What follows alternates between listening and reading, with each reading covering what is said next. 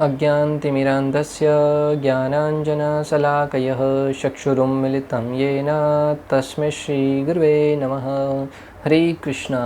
आज गीता श्रृंखला के 70 क्रमांक 443 में आप सभी भक्तों का हार्दिक स्वागत है। आज हम श्रीमद् भगवद गीता के 13वें अध्याय के जो कि है प्रकृति, पुरुष तथा चेतना, श्लोक क्रमांक 8, 9, 10, 11, 12 का अध्ययन करेंगे। तो आइए, श्लोक इस प्रकार है। अमानित्वं दम्भित्वं हिंसा शान्तिराजम् एव आचार्योपासनं शोषं स्थैर्यमात्मं विनिग्रह इन्द्रियार्थेषु वैराग्यम् अहङ्कार एव च जन्म मृत्यु जरा व्याधि दुःखदोषानुदर्शनम् असक्तिम् अनविष्णङ्ग पुत्रदानग्रहादिषु नित्यं स संसितस्त्वं निष्ठानिष्ठोपत्तिषु मयि सान्नियोगेन भक्ति अव्यभिचारिणी विवेक्तदेशे सेवित्वं रिक्तरञ्जनं संसदि अध्यात्मज्ञानं नित्यत्वं तत्त्वज्ञानार्थदर्शनम् एतज्ज्ञानं नम्मिति प्रोक्तं ज्ञानं यद अन्यथा। अर्थात भगवान श्री कृष्ण कहते हैं, विनम्रता, दंभहीनता, अहिंसा, सहिष्णुता, सरलता, प्रामाणिक गुरु के पास जाना, पवित्रता, स्थिरता, आत्मसंयम, इंद्रिय तृप्ति के विषयों का परित्याग, अहंकार का अभाव, जन्म मृत्यु, वृद्धावस्था तथा रोग के दोषों की अनुभूति, वैराग्य, संतान, स्त्री, घर तथा अन्य वस्तुओं की ममता से मुक्ति, अच्छी तथा बुरी घटनाओं के प्रति समभाव, मेरे प्रति निरंतर अनन्य भक्ति, एकांत स्थान में रहने की इच्छा, जन समूह से विलगाव, आत्म साक्षात्कार की महत्ता को स्वीकारना तथा परम सत्य की दार्शनिक खोज, इन सब को मैं ज्ञान घोषित करता हूँ और इसके अतिरिक्त जो भी है वह सब अज्ञान है। भगवान ने पहले कहा था कि पदार्थ, प्रकृति, पुरुष, क्षेत्र और क्षेत्रज्ञ के विषय में ज्ञान अर्जित करने को मैं ज्ञान कहता हूँ, परंतु यहाँ पर विस्तार से वर्णन कर रहे हैं कि जो 20 ज्ञान के साधन हैं उसके बारे में भगवान बताते हैं कि ये इसके बारे में जो जानकारी रखता है और उनका अपने जीवन में पालन करता है उसे मैं ज्ञानी कहता हूँ, उसको मैं ज्ञान कहता हूँ। इसके अलावा जो कुछ भी है वो मात्र अज्ञान है। तात्पर्य, कभी कभी अल्पज्ञ लोग ज्ञान की इस प्रक्रिया को कार्य क्षेत्र की अंतक्रिया के रूप में मानने की भूल करते हैं। कभी कभी अल्पज्ञ लोग हैं वो ज्ञान की इस प्रक्रिया को कार्य क्षेत्र की अंतःक्रिया अर्थात विकार के रूप में मानने की भूल करते हैं, लेकिन वास्तव में यही असली ज्ञान की प्रक्रिया है। अज्ञानी लोग हैं इसको विकार मान बैठते हैं, ये जिसके अंदर ये जानकारियां हैं उसको विकार मान बैठते हैं, परंतु वास्तव में देखा जाए तो यही वास्तविक ज्ञान है। यदि कोई इस प्रक्रिया को स्वीकार कर लेता है तो परम सत्य तक पहुंचने की संभावना हो जाती है। अगर कोई व्यक्ति इस जानकारी को अर्जित करके उसके अनुसार जीवन यापन करता है तो वो परम सत्य तक पहुंचने की उसकी जिज्ञासा वो पूर्ण हो सकती है। यह इसके पूर्व बताए गए 24 तत्वों का विकार नहीं है, यह वास्तव में इन तत्वों के पास से बाहर निकलने का साधन है। जो पिछले श्लोक में भगवान ने 24 तत्व बताए थे, ये उसका विकार नहीं है। जो अज्ञानी जन है वो मुख्यतः इसको उनका विकार मान बैठते हैं, परंतु आचार्यगण कहते हैं कि ये जो 24 तत्व थे उनके ये 20 तत्व हैं वो उसके तत्वों के पास से बाहर निकलने का साधन है, उन तत्वों से बाहर निकलने के ये साधन हैं। देहधारी आत्मा 24 तत्वों से बने अनावरण रूप शरीर में बंद रहता है और यहाँ पर ज्ञान की जिस प्रक्रिया का वर्णन हुआ है वह इससे बाहर निकलने का साधन है। पिछले श्लोक में जब भगवान श्री कृष्ण ने 24 तत्वों का वर्णन किया था, 5 ज्ञानेंद्रिया जैसे नाक, आँख, कान, जिह्वा, उदर और जन्नांग, और उसके बाद उसको कर्मेंद्रिया थी, उन सब के जो मिलाकर 24 तत्व थे उनसे बाहर निकलने का तरीका कहाँ से है, इस श्लोक में बताया है कि उनके द्वारा वो शरीर में बंधे रहते हैं, कार्य करते हैं, आंखों से देखते हैं, नाक से सूंघते हैं, ऐसे पूरा का पूरा शरीर का कार्यभार है उसके द्वारा ही संचालित होता है। परंतु और उस कार्य क्षेत्र में रहते हुए व्यक्ति है वो बंधता जाता है, और इससे मुक्त होने का तरीका क्या है, यहाँ पर 20 जो ज्ञान की अवस्था है उसके द्वारा हम उस 24 तत्वों से रूपी शरीर से बाहर निकल के इससे मुक्त हो सकते हैं। ज्ञान की प्रक्रिया के संपूर्ण वर्णन में से 11वें श्लोक की प्रथम पंक्ति सर्वाधिक महत्वपूर्ण है। मयि सानन्य योगेन भक्ति व्यभिचारिणी। ज्ञान की प्रक्रिया का अवसान भगवान के अनन्य भक्ति में होता है। और ये ज्ञान की प्रक्रिया का अवसान अर्थात उनका पूर्णाहुति कहाँ पे होगी? भगवान श्री कृष्ण की भक्ति में जाकर होता है। अतः समस्त शास्त्रों का, समस्त ज्ञान का सार यही है कि हम अनंतो गत्वा भक्ति के रास्ते को, भक्ति के मार्ग को स्वीकार करें। और जो कोई व्यक्ति पहले से भक्ति मार्ग पर चल रहा है, कृष्ण भावनामृत जीवन यापन कर रहा है, उसको अनेक प्रकार के ज्ञान को प्राप्त करने के झंझट में पड़ने की आवश्यकता ही नहीं है, क्योंकि जो भक्ति में लगा है वो समस्त प्रकार का ज्ञान पहले से ही प्राप्त किया हुआ है। जो व्यक्ति कृष्ण के नाम रूप गुण लीलाओं में रमण करता है, वो पहले से समस्त तीर्थ स्थानों में भ्रमण कर चुका है, समस्त प्रकार के वैदिक स्तोत्रों का पाठ कर चुका है, समस्त प्रकार के ज्ञान को प्राप्त कर चुका है। अहो बतो स्वपचो अतो गिरान यज विहाय गृह वर्तते नाम तुभ्य ते पुस्तपस्ते जुहुवु शश्नुरार्या ब्राह्मणो सुरनाम ग्रंथि यते। भागवतम प्रमाण भक्तों कहते हैं कि जो व्यक्ति भगवान श्री कृष्ण के नाम का जप कर रहा है, उनके प्रति अपनी समर्पित शरणागति दे चुका है, वो पहले से ही सारे के सारे पवित्र तीर्थ स्थानों का भ्रमण कर चुका है, समस्त पवित्र नदियों में स्नान कर चुका है, समस्त प्रकार के व्रतों का, अनुष्ठानों का पालन पहले ही कर चुका है। अतः मुख्य उद्देश्य जीवन का यह है कि हम अपने आप को कृष्ण भक्ति में लगाएं, कृष्ण भावनामृत द्वारा अपने जीवन का उद्धार करें। यही जीवन का वास्तविक उद्देश्य है और ये जीवन का वास्तविक लक्ष्य है। और जो इस कार्य को करने में सफल हो जाता है, वो बाकी की सारी उपलब्धियाँ उसको स्वतः ही प्राप्त हो जाती हैं। पर ध्रुव महाराज मात्र भगवान श्री कृष्ण की भक्ति करने में लगा, 5 साल का नन्हा सा बालक, न तो कुछ मंत्र आते थे, न किसी प्रकार का कोई ज्ञान था, परंतु जब भगवान प्रसन्न हो गए तो भगवान ने अपना पंचजन्य नामक शंख ध्रुव के सर से स्पर्श किया और उसको चारों वेदों का ज्ञान स्फुरित हो गया। इतिहास प्रमाण है भक्तों, जो भी व्यक्ति भक्ति में लगता है उसको सारे के सारे ज्ञान है वो स्वतः ही हृदय में प्रकाशित हो जाते हैं। उससे कोई अलग से अनेक प्रकार के शास्त्रों को पढ़ने की आवश्यकता नहीं रह जाती। अतः यदि कोई भगवान की दिव्य सेवा को नहीं प्राप्त कर पाता या प्राप्त करने में असमर्थ है तो शेष 19 बातें व्यर्थ हैं। श्रील प्रभुपाद स्पष्ट शब्दों में कह रहे हैं, अगर कोई व्यक्ति इतना सब करने के उपरांत भी भगवान श्री कृष्ण की शरणागति स्वीकार नहीं कर पाता है, भक्ति कार्यों में नहीं लग पाता है, तो ये सारे 20 बाकी के जो 19 वो सारे के सारे व्यर्थ माने गए हैं।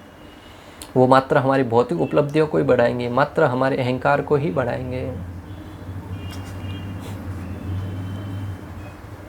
लेकिन यदि कोई पूर्ण कृष्ण भावना से भक्ति ग्रहण करता है तो अन्य 19 बातें उसके अंदर स्वयं विकसित हो जाती हैं।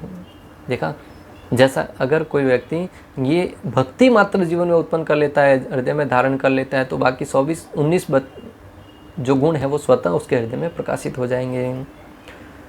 जैसा कि श्रीमद् भागवतम 5.18.12 में कहा गया है, यस्यास्ति भक्ति भगवत्य किंचन सर्वे गुणस्तत्त समासते शुरा। जिसने भक्ति की अवस्था प्राप्त कर ली है उसने ज्ञान के सारे गुण विकसित हो जाते हैं। जिसने भक्ति की अवस्था प्राप्त कर ली है उसके अंदर सारे के सारे गुण हैं वो स्वतः ही विकसित हो जाते हैं और अवगुण है का नाश हो जाता है। जैसा कि 8वें श्लोक में उल्लेख हुआ है, गुरु ग्रहण करने का सिद्धांत अनिवार्य है, यहाँ तक कि जो व्यक्ति जो भक्ति स्वीकार करते हैं उनके लिए भी अत्यंत आवश्यक है। आध्यात्मिक जीवन का शुभारंभ तभी होता है जब प्रमाणिक गुरु ग्रहण किया जाए। भगवान श्री कृष्ण यहाँ स्पष्ट कहते हैं कि ज्ञान की यह प्रक्रिया ही वास्तविक मार्ग है। इससे परे जो भी विचार है और विचार किया जाता है वह व्यर्थ होता है। और भक्ति मार्ग को अपनाने के लिए श्रील प्रभुपाद कहते हैं कि जीवन में गुरु की अत्यंत आवश्यकता होती है। प्रमाणिक गुरु के मार्गदर्शन में ही व्यक्ति भक्ति मार्ग में प्रगति कर सकता है, अन्यथा हम अपनी बुद्धि से, हम अपनी स्वयं की शक्ति से कोई ज्ञान अर्जित नहीं कर पाएंगे। अतः व्यक्ति को चाहिए कि भक्ति मार्ग में प्रगति करने के लिए गुरु की शरण में जाए और गुरु के बताए गए निर्देशन के अनुसार जीवन में पालन करते हुए अपने जीवन को भक्ति मार्ग में प्रगति के मार्ग पर अग्रसर कर सकता है।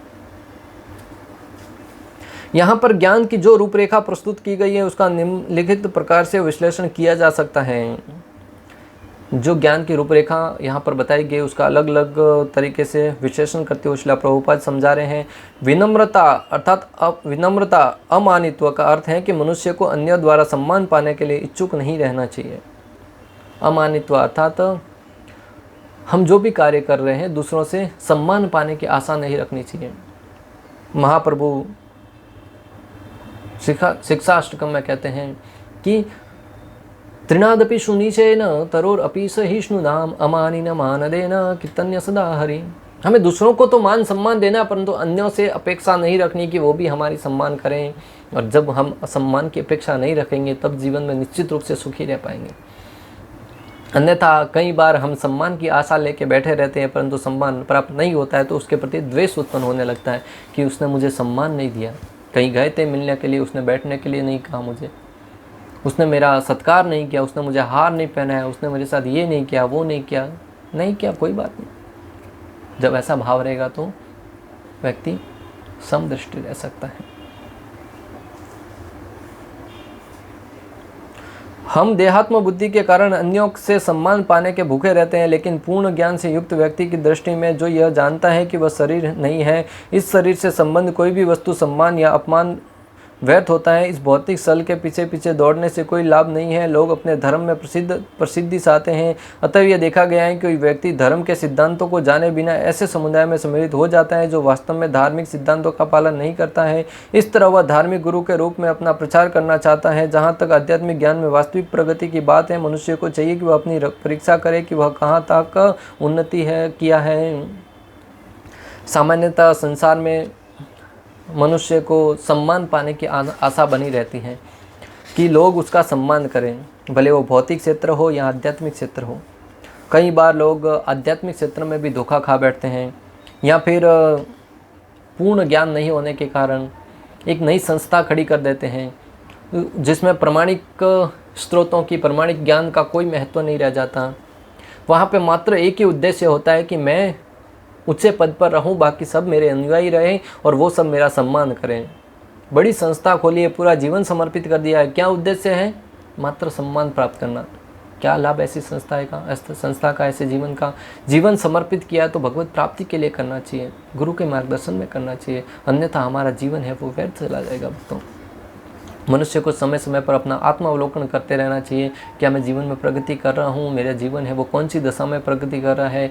मेरे जीवन में कोई परिवर्तन आ रहा है कि नहीं आ रहा है? भक्ति के प्रति मेरी जिज्ञासा वो बढ़ रही है कि नहीं बढ़ रही? भगवान श्री हरि के नाम के प्रति रुचि बढ़ रही है कि नहीं बढ़ रही? जीवन में आनंद आ रहा है कि नहीं आ रहा है? जीवन में सेवा प्राप्त हो रही है कि नहीं हो रही है? मैं सेवा के बदले भोग तो कहीं नहीं करने में लग गया हूँ। जब व्यक्ति इन सारे के सारे अवलोकन करते हुए जीवन में भक्ति करेगा, तब निश्चित रूप से वो कभी गलत राह पर नहीं भटकेगा। वह इन बातों के द्वारा अपनी परीक्षा कर सकता है। इन सारी की सारी बातों द्वारा हम अपनी परीक्षा कर सकते हैं। अहिंसा का सामान्य अर्थ वध न करना या शरीर को नष्ट न करना लिया जाता है, लेकिन अहिंसा का वास्तविक अर्थ है अन्यों को विपत्ति में न डालना। अहिंसा का एक तरीके से तो देखा जाए तो सामान्य शब्द में लोग अर्थ निकालते हैं, किसी के ऊपर हिंसा नहीं करना, किसी का वध नहीं करना, किसी के शरीर को नष्ट नहीं करना या किसी को हानि नहीं पहुंचाना। परंतु साथ ही साथ ये भी है कि हमें किसी को विपत्ति में नहीं डालना है, या किसी को विपत्ति में डालकर उसको अकेला छोड़ के नहीं जाना है। देहात्म बुद्धि के कारण सामान्य लोग अज्ञान द्वारा ग्रस्त रहते हैं और निरंतर भौतिक कष्ट भोगते रहते हैं। अतः जब तक कोई लोगों को आध्यात्मिक ज्ञान की ओर ऊपर नहीं उठाता है, तब तक वह हिंसा का अभ्यास करता रहता है। व्यक्ति को लोगों में वास्तविक ज्ञान वितरित करने का भ्रमक प्रयास करना चाहिए, जिससे वे प्रबुद्ध हो और इस भवबंधन से छूट सके। यही अहिंसा है। बहुत ही सुंदर अर्थ बताया श्रील प्रभुपाद ने अहिंसा का। प्राय लोग मात्र जीवों के ऊपर हत्या करने को या दूसरे के शरीर को नष्ट करने को ही हिंसा मानते हैं, परंतु अगर तत्व से देखा जाए, जब कोई व्यक्ति अपने आध्यात्मिक ज्ञान की अनुपस्थिति में मात्र इंद्रिय भोग में लगा हुआ है, मात्र लोगों को गलत राह पर धकेलने में लगा हुआ है, वह भी एक प्रकार से हिंसा है। ऐसी अनेक संस्थाएं हैं जहां पर शरीर से संबंधित ज्ञान दिया जाता है, आध्यात्मिक ज्ञान नहीं दिया जाता है। उस अवस्था में हम उस व्यक्ति के ऊपर हिंसा कर रहे हैं। क्यों? क्योंकि उसको जन्म मृत्यु के बंधन में बार बार धकेलते हुए प्रतीत हो रहे हैं। अतः हम आवश्यकता है कि जो आध्यात्मिक ज्ञान हमें प्राप्त हुआ है, अन्यों को भी वो प्रदान करें और उनके ऊपर जीव दया करें, उनके ऊपर दया करें और उनके ऊपर हिंसा न करें। सहिष्णुता, शांत का अर्थ है कि मनुष्य अन्य द्वारा किए गए अपमान तथा तिरस्कार को सहे। सहिष्णुता का अर्थ है कि अन्यों द्वारा किए गए तिरस्कार को, अन्यों द्वारा किया गया अपमान को सहन करने की क्षमता रखे, सहन करें, इसे कहते हैं सहिष्णुता। जो आध्यात्मिक ज्ञान की उन्नति करने में लगा रहता है उसे अन्यों के तिरस्कार तथा अपमान सहने पड़ते हैं। ऐसा इसलिए होता है क्योंकि यह भौतिक स्वभाव है। यहाँ तक कि बालक प्रहलाद को भी, जो 5 वर्ष के थे और जो आध्यात्मिक ज्ञान के अनुशीलन में लगे थे, संकट का सामना करना पड़ा था। जब उनका पिता उनकी भक्ति का विरोधी बन गया, उनके पिता ने उन्हें मारने के अनेक प्रयत्न किए, किंतु प्रहलाद ने सहन कर लिया। अतएव आध्यात्मिक ज्ञान की उन्नति करते हुए अनेक विरोध आ सकते हैं, लेकिन हमें सहिष्णु बनकर संकल्प पूर्वक प्रगति करते रहना चाहिए।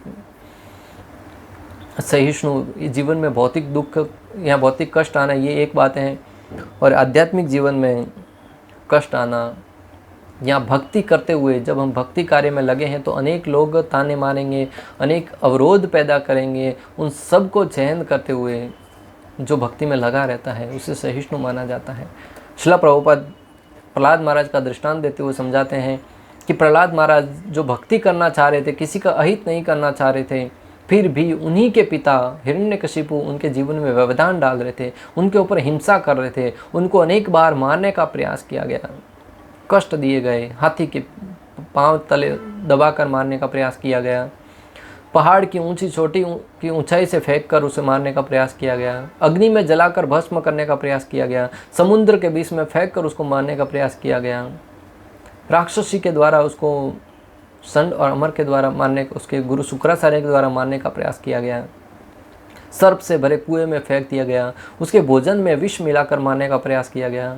इन सारे के सारे कष्टों को सहन करते हुए प्रहलाद महाराज ने एक बार भी प्रतिकार नहीं किया। उन सबको सहन करते हुए जीवन यापन करते रहे और भक्ति में लगे रहे।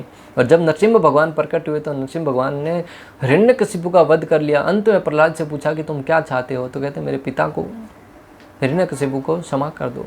यह है सहिष्णुता भक्तों।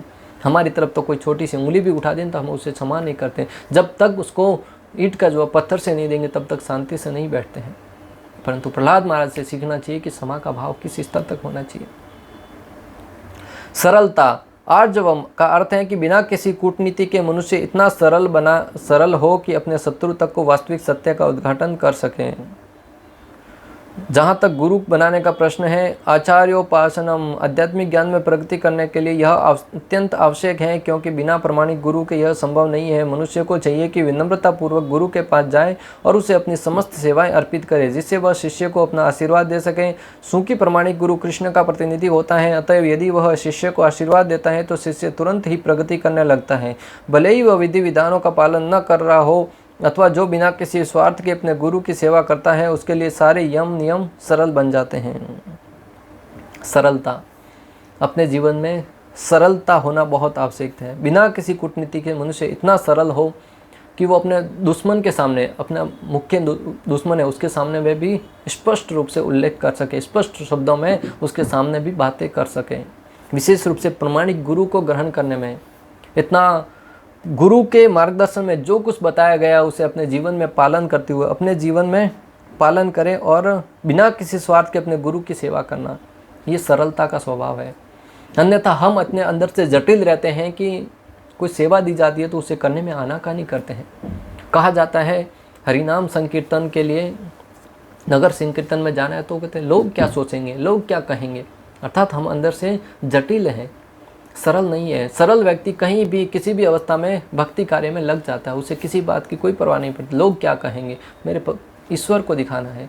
मीराबाई अपने राज परिवार को छोड़कर, उसके घर वाले, सास, उसके ननद, सब लोग उनको कहते थे कि ये सब मत करो, राज परिवार का सवाल है, परंतु फिर भी मीराबाई ने एकमात्र गोविंद के लिए गलियों में घूम घूम कर कीर्तन किया।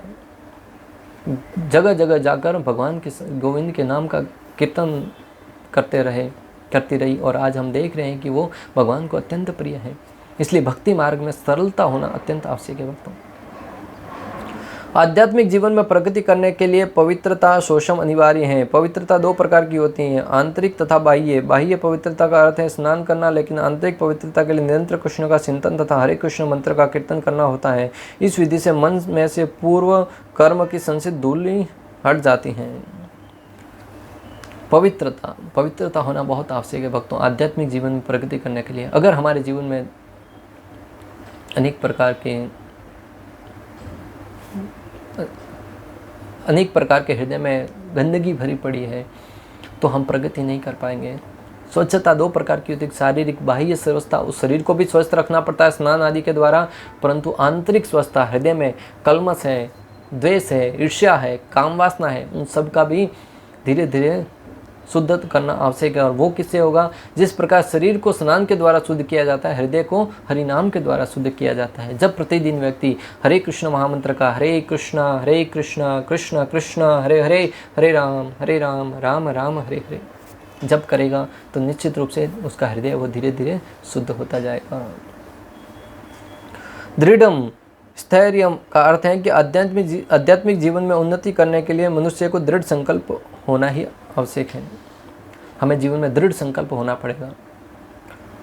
ऐसे संकल्प के बिना मनुष्य ठोस प्रगति नहीं कर सकता है, क्योंकि जब तक दृढ़ संकल्प नहीं होगा तब तक व्यक्ति जहाँ कहीं भी मुड़ा जाए वो मुड़ जाएगा। उस अवस्था में वो प्रगति नहीं कर पाएगा। आत्मसंयम, आत्म विनिग्रह का अर्थ है कि आध्यात्मिक उन्नति के पथ पर जो भी बाधक हो उसे स्वीकार न करना।